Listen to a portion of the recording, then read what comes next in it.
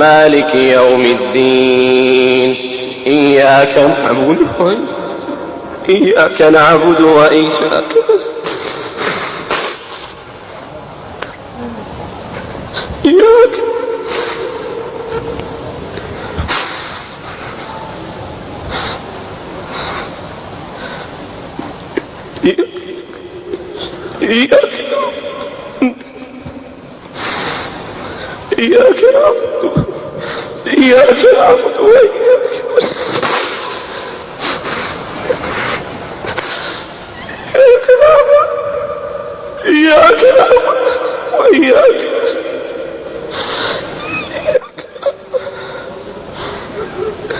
إياك نعبد وإياك اهدنا الصراط المستقيم صراط الذين أنعمت عليهم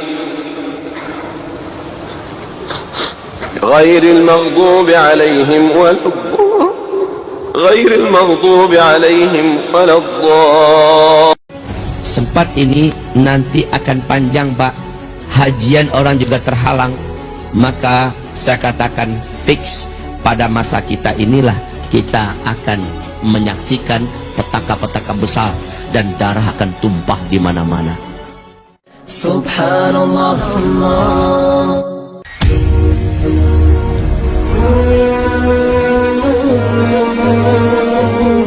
Fase ini fase mulkan jabarian. Penguasa-penguasa yang sedang memimpin dunia adalah penguasa-penguasa bertangan besi.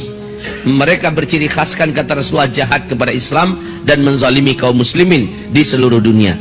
Inilah fase kita sekarang.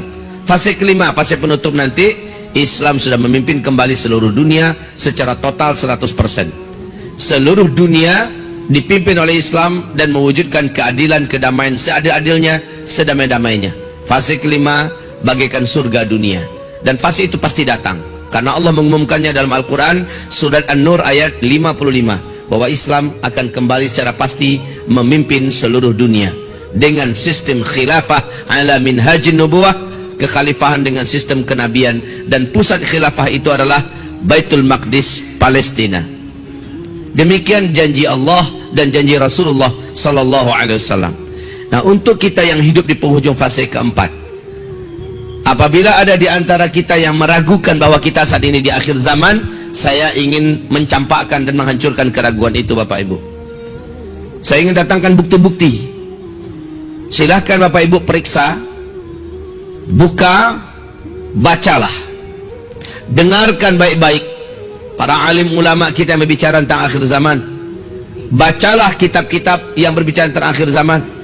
Mungkin salah satu kitab yang paling saya rekomendasikan, mudah-mudahan ada yang berdagang di luar, judul kitabnya adalah Ensiklopedia Akhir Zaman. Ini ditulis oleh seorang ulama Palestina yang tinggal di Mesir, namanya Syekh Dr. Muhammad Ahmad Al-Mubayyad. Kitab beliau sangat tebal, judulnya Ensiklopedia Akhir Zaman. Lihat di situ, baca di situ, temukan di situ dalil-dalil tentang hadis fitnah akhir zaman. Ada hadis terbaik, ada hadis pilihan yang telah disortir dan disaring. Di sana dijelaskan apa yang digambarkan Rasulullah di akhir zaman, demi Allah terjadi di zaman kita. Mari saya ceritakan ini di fase keempat saja khusus ya. Saya ceritakan satu persatu, tapi dengan ringkas tentunya. Pertama, apabila kalian menyaksikan, kata Rasulullah sallallahu alaihi wasallam, Arab sudah menjadi kaya raya. Sebelumnya Jazirah Arabiah sangat miskin, Arab menjadi sangat kaya raya. Lalu mereka berlomba-lomba dan juga menjadi raja-raja, berbangga-bangga, membangun kota-kota yang mewah-mewah dan gedung-gedung tinggi pencakar langit. Apabila zaman itu sudah kalian dapatkan, maka berarti jarak antara kalian dengan kiamat sudah sangat dekat sekali, kata Rasulullah. Yang kedua, Rasulullah SAW mengatakan, apabila huru-hara sudah merata terjadi di mana-mana, khususnya di negeri Arab, maka itu pertanda sudah sangat dekat sekali. Yang ketiga, apabila kalian menyaksikan negeri Syam diobrak-abrik, kaum musliminnya ditimpakan fitnah yang berat. Syam itu Palestina, Suriah, Lebanon, Yordania.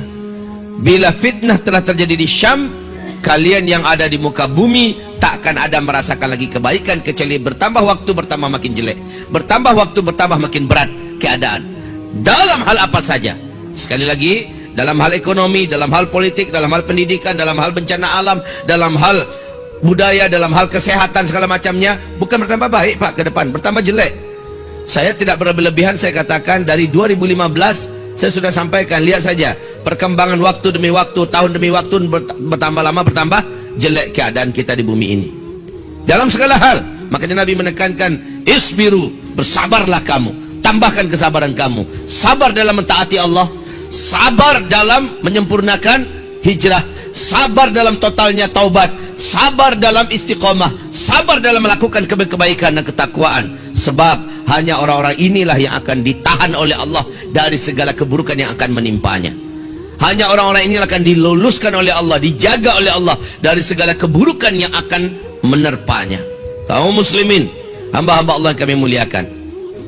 Yang ketiga, yang keempat yang kita saksikan adalah kata Rasulullah sallallahu alaihi wasallam, apabila negeri Arab telah dituruni salju. 2009 permulaan itu. Daerah Tabuk telah mempertontonkan kepada dunia hadis yang diceritakan oleh Rasulullah kepada Muadz bin Jabal. Muaz, kalau daerah Tabuk ini sudah bersalju nanti berarti ubun-ubun engkau dengan kiamat sudah sangat dekat sekali.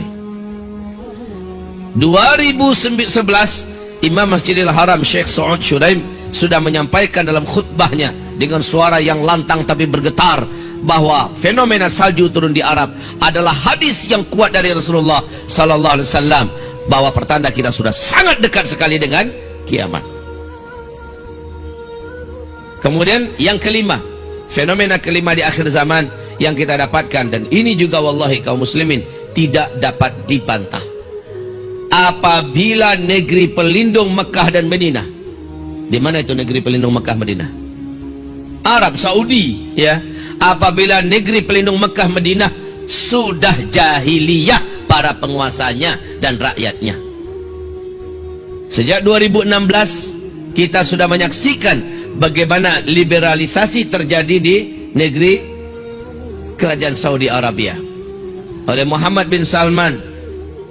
Seluruh simpul-simpul syariah satu persatu dilepas, satu persatu pintu-pintu dosa dan maksiat pun dibuka selebar-lebarnya. Dan lihat, ketika satu-satunya benteng pertahanan syariat Islam sudah tidak lagi mampu mempertahankan Islam secara kafah dan murni, justru pintu-pintu dosa dibuka. Itu adalah pertanda bumi ini tidak akan pernah ada kebaikan lagi. Wahai Bapak Ibu yang kami muliakan, sekarang yang paling saya khawatirkan terjadi, yang paling kami atau kita semua wajib khawatirkan terjadi sudah. Walaupun kita akan nanti berdoa semoga ini tidak berlangsung panjang, tapi kalau sempat berlangsung panjang maka fix di zaman kita ini kita akan menyaksikan petaka-petaka mengerikan. Apa itu kaum muslimin yang kami muliakan? Ini yang paling saya khawatirkan, yaitu kata Rasulullah sallallahu alaihi wasallam, apabila kalian sudah mendatangkan penyanyi-penyanyi, apabila musik-musik sudah kalian cintai, kalian sukai, dan ini dibuat oleh Arab Saudi hari ini, apabila kalian sudah menenggak minuman-minuman memabukkan, barang-barang memabukkan sudah menyebar dan beredar di antara kalian, maka kata Rasulullah sallallahu alaihi wasallam, berbagai macam bencana, gempa-gempa, menyebarnya penyakit-penyakit yang menular, yang tidak bisa diatasi, yang mematikan akan terjadi kepada kalian. Coba lihat sekarang. Saya tidak cerita ini tentang Indonesia, ya. Indonesia sudah lama mencintai musik-musik.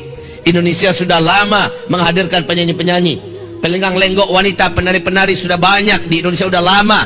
Saya tidak cerita ini tentang Asia Tenggara.